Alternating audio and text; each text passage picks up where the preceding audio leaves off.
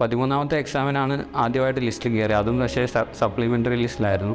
ഒരു BIM modelling കമ്പനിയിലാണ് ജോലിക്ക് കയറിയത്. അപ്പോൾ അവിടെ നോക്കിയപ്പോൾ റിലേറ്റീവ്ലി ഭയങ്കര സാലറി കുറവും, പിന്നെ നമ്മുടെ ഒരു ഫീൽഡിൻ്റെ ഇവിടെ നിൽക്കുകയാണെന്നുണ്ടെങ്കിൽ കുറച്ച് കഴിയുമ്പോൾ ഈവൻ 5-6 വർഷം എടുത്താൽ പോലും ഒരു നല്ലൊരു സാലറി കിട്ടാത്ത ഒരു അവസ്ഥ ആണെന്ന് മനസ്സിലായപ്പോൾ ഒന്നുകിൽ വെളിയിൽ പോകണം, അല്ലെങ്കിൽ ഇവിടെ നിൽക്കുകയാണെങ്കിൽ ഒരു ഗവൺമെൻറ് ജോബ് എന്നുള്ള ഒരു കൺക്ലൂഷനിലേക്ക് ഞാൻ വന്നു. ആദ്യം കുറേ OCR എക്സാംസ് ഉണ്ടല്ലോ, അപ്പോൾ ക്വസ്റ്റ്യൻ പേപ്പർ കണ്ടപ്പോൾ അത്യാവശ്യം എളുപ്പമാണ്, ഈസി ആയിട്ട് ക്രാക്ക് ചെയ്യാം എന്നൊക്കെ വിചാരിച്ചാണ് ജോബ് റിസൈൻ ചെയ്തത്. അപ്പോൾ 13 എക്സാം കണ്ടിന്യൂസ്ലി എഴുതി, OCRഉം A ലെവൽ എക്സാമും എല്ലാം എഴുതി. പക്ഷെ ഒന്നിലും കയറിയില്ല.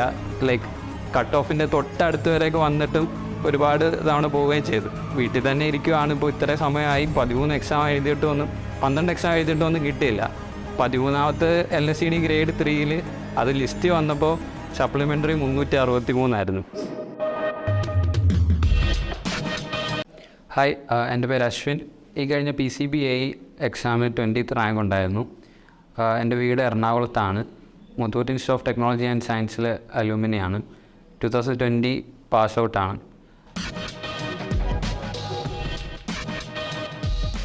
അപ്പോൾ ഞാൻ ആദ്യം ഒരു 6 മാസം ഒരു പ്രൈവറ്റ് ഫേമിൽ വർക്ക് ചെയ്തിരുന്നു.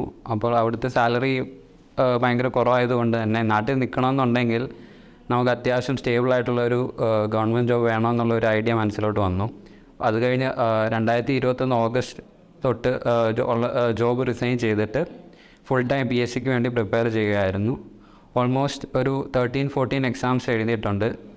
അപ്പോൾ ആദ്യം കുറേ എക്സാംസിൻ്റെയൊക്കെ കട്ട് ഓഫിൻ്റെ അടുത്തൊക്കെ വന്നിട്ട് പോയിട്ടുണ്ട്. അപ്പം 13 ഓരോ എക്സാം എഴുതുമ്പോൾ ഒരു വേക്കൻസി ആണെങ്കിൽ പോലും നമുക്കത് നല്ലോണം, അതായത് അതിൽ ലിസ്റ്റ് കയറണമെന്നുള്ള രീതിയിൽ വർക്ക് ചെയ്യുമായിരുന്നു. അപ്പോൾ 13ാമത്തെ എക്സാമിനാണ് ആദ്യമായിട്ട് ലിസ്റ്റ് കയറിയത്. അതും പക്ഷേ സപ്ലിമെൻ്ററി ലിസ്റ്റിലായിരുന്നു.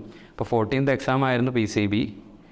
അപ്പോൾ ഞാൻ പറഞ്ഞു വന്നതെന്ന് പറഞ്ഞാൽ കുറേ എക്സാംസ് എഴുതിയാലും കിട്ടിയിട്ടില്ലെങ്കിൽ നമ്മൾ അത് ഇനിയും അതിനായിട്ട് പരിശ്രമിച്ച് കഴിഞ്ഞാൽ നമുക്ക് എന്തായാലും ഒരു എക്സാം നമുക്ക് കിട്ടും.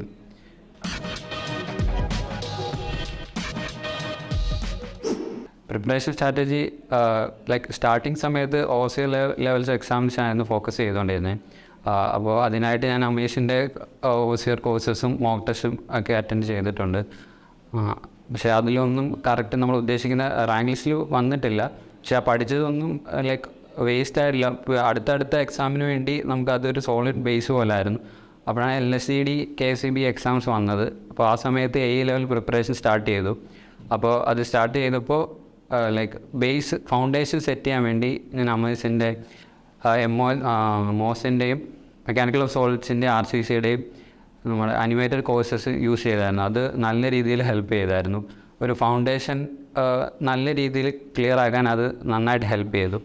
അപ്പോൾ അത് വെച്ചിട്ട് നോട്ട്സ് പ്രിപ്പയർ ചെയ്തു. അത് കഴിഞ്ഞ് പിന്നെ LSCD KCB എക്സാംസ് എഴുതി കഴിഞ്ഞപ്പോൾ അതും ജസ്റ്റ് മിസ്സായി. അപ്പോൾ അതിൽ ഞാൻ പ്രിപ്പയർ ചെയ്തിരുന്ന നോട്ട്സിന് ഔട്ട്സൈഡായിട്ട് ക്വസ്റ്റ്യൻസ് വന്നു. അപ്പോൾ അത് വന്നപ്പോഴാണ് പ്രിപ്പയർ ചെയ്യുന്ന നോട്ട്സിന് ഡെപ്ത്ത് പോരാന്നുള്ളത്. സോ ഞാൻ ഗേറ്റ് ലെവൽ നോട്ട്സ് പിന്നെ എടുത്ത് അത് വെച്ച് പഠിച്ചിട്ട് 1 മാർക്ക് ക്വസ്റ്റ്യൻസ് സോൾവ് ചെയ്ത് അങ്ങനെ വന്നപ്പോഴത്തേക്ക് കുറച്ചുകൂടെ ബെറ്ററായിട്ട് മോക്ക് ടെസ്റ്റിനൊക്കെ അറ്റൻഡ് ചെയ്യാൻ പറ്റിയിട്ടുണ്ട്. അപ്പോൾ അത് കഴിഞ്ഞാണ്, അങ്ങനെ ഇരുന്ന സമയത്താണ് പിന്നെയും വന്ന OCR എക്സാംസ് എല്ലാം നല്ല രീതിയിൽ തന്നെ പഠിച്ച് എഴുതി. പക്ഷേ അതിലൊന്നും ഭാഗ്യത്തിൻ്റെ ഒരു ചെറിയ ഇത് കാരണം ജസ്റ്റ് മിസ്സായിട്ടും അതിലും പോയിട്ടുണ്ട്. പക്ഷേ നമ്മൾ പിന്നെയും അടുത്ത എക്സാമിന് വേണ്ടി നോക്കിയ സമയത്താണ് പൊല്യൂഷൻ്റെ എക്സാം ഡേറ്റ് വന്നത്. അപ്പോൾ ലൈക്ക് അതിൻ്റെ സിലബസ് വന്നപ്പോൾ തന്നെ കണ്ടപ്പോൾ ചെറുതായിട്ടൊന്ന് പേടിച്ചെങ്കിലും കൂടുതൽ അപ്പോൾ ഇത്രയും പഠിച്ച് വന്നിട്ട് ഇനി അവസാന നിമിഷം കളയണ്ടല്ലോ എന്ന് വിചാരിച്ച് അതിന് നന്നായിട്ടിരുന്ന് പഠിച്ചു. അപ്പോൾ പൊല്യൂഷൻ കൺട്രോൾ ബോർഡ് എക്സാമിനെ പറ്റി പറയുകയാണെങ്കിൽ അപ്പോൾ അതിന് നമുക്ക് കെമിക്കൽ എൻജിനീയറിങ് എന്നൊരു സബ്ജക്റ്റ് അറിയത്തു കൂടിയില്ലായിരുന്നു. അപ്പോൾ ഒരു ബേസും ഇല്ലാതെ ഞാനൊരു സിവിൽ എഞ്ചിനീയർ സ്റ്റുഡൻ്റാണ്. അപ്പോൾ എന്നെ സംബന്ധിച്ചിടത്തോളം കെമിക്കൽ എൻജിനീയറിംഗ് എന്നൊരു സബ്ജക്റ്റ് എനിക്ക് ഒരു പുതിയൊരു സബ്ജക്റ്റായിരുന്നു. അപ്പോൾ അതിനായിട്ട് അമേസിൻ്റെ കെമിക്കൽ എൻജിനീയറിംഗ് കോഴ്സ് പർച്ചേസ് ചെയ്തു. അപ്പോൾ അത് വെച്ചിട്ട് തന്നെയാണ് നമ്മൾ സ്റ്റാർട്ടിങ് പോലെ തന്നെ ബേസ് തൊട്ട് അവർ നല്ല രീതിയിൽ ആ കോഴ്സിലും നമ്മൾ പഠിപ്പിച്ചായിരുന്നു. അപ്പോൾ അതിൻ്റെ കൂട്ടത്തിൽ തന്നെ അമേസ് ആ സമയത്താണ് വീക്കെൻഡ് ടെസ്റ്റ് ആ സമയത്ത് നമുക്ക് പ്രൊവൈഡ് ചെയ്യാമെന്ന്. അപ്പോൾ അത് ഭയങ്കരമായിട്ട് ഹെൽപ്ഫുള്ളായി. ലൈക്ക് ഓരോ വീക്കിലും നമുക്ക് ഓരോ സബ്ജക്ട്സിൻ്റെ മോക്ക് ടെസ്റ്റ് പോലെ അവർ കണ്ടക്ട് ചെയ്തായിരുന്നു. അപ്പോൾ ലൈക്ക് അതിൽ നിന്ന് കുറച്ചൊക്കെ ഡയറക്റ്റ് ക്വസ്റ്റ്യൻസ് വരെ കിട്ടിയായിരുന്നു. അപ്പോൾ അങ്ങനെ അത് കഴിഞ്ഞ് അതൊക്കെ മോക്ക് ടെസ്റ്റൊക്കെ എഴുതി കഴിഞ്ഞ എക്സാമിൻ്റെ കാര്യം പറയുകയാണെന്നുണ്ടെങ്കിൽ നമ്മൾ ഏത് എക്സാം ആയാലും അറിയാവുന്ന 1-2 ക്വസ്റ്റ്യൻസ് എങ്ങനെയെങ്കിലും തെറ്റും. അപ്പോൾ ആ തെറ്റ് എത്രത്തോളം കുറയ്ക്കാൻ പറ്റുന്നോ അത്രത്തോളം നമ്മുടെ എക്സാം നല്ലതായിരിക്കും.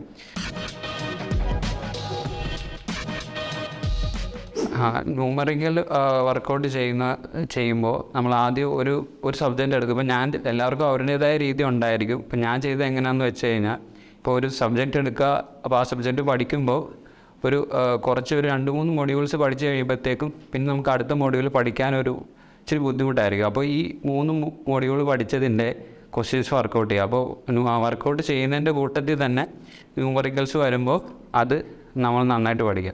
അപ്പോൾ ലൈക്ക് 1 മാർക്കിൻ്റെ ക്വസ്റ്റ്യൻ ആയിരിക്കുമല്ലോ നമുക്ക് വരുന്നത്. അതുകൊണ്ട് തന്നെ ഒരുപാട് സ്റ്റെപ്സ് ഇൻവോൾവ് ആയിട്ടുള്ള 1 മാർക്ക് ക്വസ്റ്റ്യൻസ് ലീവ് ചെയ്യുന്ന തന്നെ ആയിരിക്കും ബുദ്ധി. അപ്പോൾ ഒരുപാട് സ്റ്റെപ്സ് ഉള്ള ക്വസ്റ്റ്യൻസ് ആണെങ്കിൽ ലൈക്ക് ഞാനത് അറ്റൻഡ് ചെയ്യാറില്ല. അപ്പോൾ പഠിക്കുന്ന സമയത്താണെങ്കിൽ പോലും 1 മാർക്ക് ലെങ്തി ആയിട്ടുള്ള ക്വസ്റ്റ്യൻസ് വരുവാണെങ്കിൽ ജസ്റ്റ് നോക്കി പോകത്തേ ഉള്ളൂ. അതിൻ്റെ ഒരു കൺസെപ്റ്റ് മനസ്സിലാക്കിയിട്ട് പോകത്തേ ഉള്ളൂ.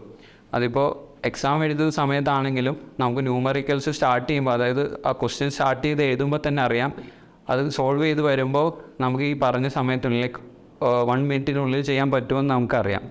അപ്പോൾ സ്റ്റാർട്ട് ചെയ്യുന്ന സമയത്ത് അത് ലെങ്തി ആണെന്ന് തോന്നിക്കഴിഞ്ഞാൽ അത് അപ്പോൾ തന്നെ വിടും. പിന്നെ അതിൽ നമ്മൾ കൂടുതൽ സമയം അതിൽ സ്പെൻഡ് ചെയ്ത് കഴിഞ്ഞാൽ എല്ലാ ക്വസ്റ്റ്യൻസിനും 1 മാർക്ക് തന്നെയാണല്ലോ.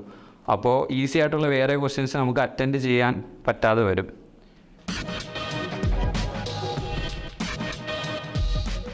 അപ്പോൾ ഞാൻ പ്രിപ്പയർ ചെയ്യുന്ന സമയത്ത് തന്നെ സെൽഫായിട്ട് നോട്ട്സ് ക്രിയേറ്റ് ചെയ്യുന്നുണ്ടായിരുന്നു. അപ്പോൾ റിവിഷൻ്റെ സമയത്ത് ആദ്യം ആ നോട്ട്സായിരുന്നു യൂസ് ചെയ്തുകൊണ്ടിരുന്നത്.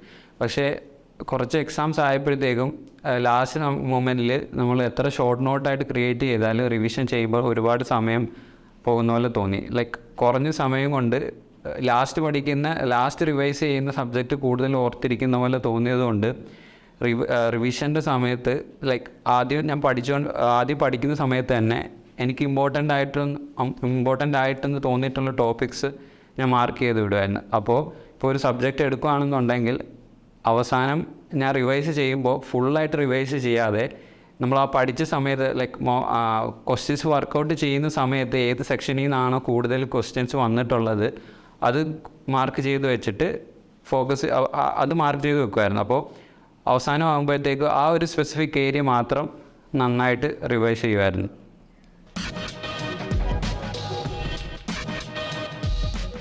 ഇനി എക്സാം എഴുതുന്നവരോട് എനിക്ക് പറയാനുള്ളത്, 14 എക്സാം എഴുതി അതിൽ എനിക്ക് 13ാമത്തെ എക്സാമിലാണ് ഈവൻ റാങ്ക് ലിസ്റ്റ് പോലും വന്നത്. അതും സപ്ലിമെൻ്ററി ലിസ്റ്റിലായിരുന്നു.